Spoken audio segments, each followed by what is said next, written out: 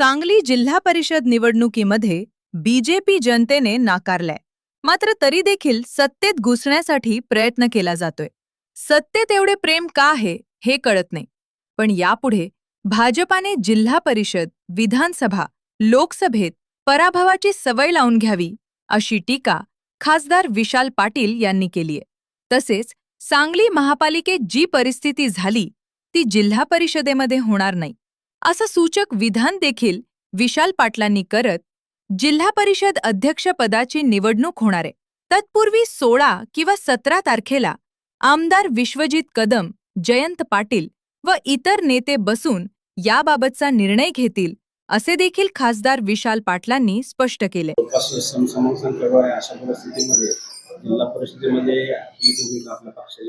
जिल्हा परिषदेचे हे तुमचं म्हणणं चुकीचं आहे की समसम परिस्थिती आहे. जिल्हा परिषदेत भाजपचा दारुण पराभव झालेला आहे. त्यांचे 10 जी तालुक्यात पैकी 6 तालुक्यात त्यांचा एकही सदस्य निवडून आलेला नाहीये जिल्हा परिषदेला.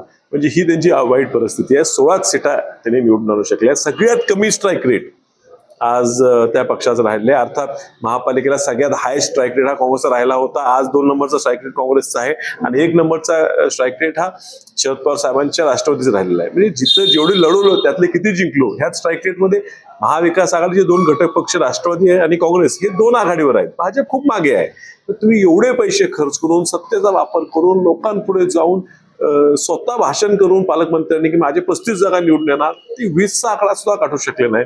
अर्थात आमच्या कुठे कुठे मैत्रीपूर्ण लढती झाल्या, त्या होणं चुकीचं झाल्या नसत्या तर काढायची. मी आधीच सांगत होतो, लोक मला गमतीत काढायचे की भाजप मिरज आणि जत ह्या 2 तालुक्याच्या पलीकडे तुम्हाला कुठेच दिसत नाहीये आणि ह्या ठिकाणी जरा फक्त आम्ही एकसंघ लढलो असतो तो 1 आकड्याच्या पुढे भाजप जात नव्हता.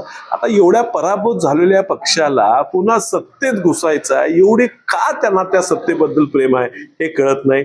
लोकांनी तुम्हाला नाकारलेलं आहे.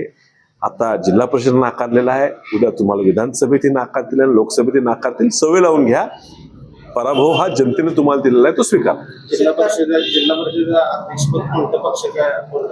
तेव्हा अजून ती काही चर्चा झालेली नाही, त्याबद्दल विचारही नाही आहे. विश्वजित कदम आणि जयंत पाटील साहेब, इतर जे नेते आहेत, अर्थात त्यात शिवसेनेचे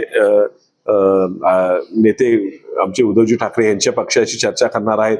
त्याचबरोबर आमच्या सोबत काही ठिकाणी लढलेले शिवसेना एकनाथ शिंदे साहेबांचा गट आहे, आमच्या सोबत लढलेले राष्ट्रवादी जी आता सुनेत्रा वहिनी चालवतात त्यांचाही पक्ष, असे एकत्रित लढून आम्ही जवळजवळ 43 सीटा जिंकलेल्या आहेत.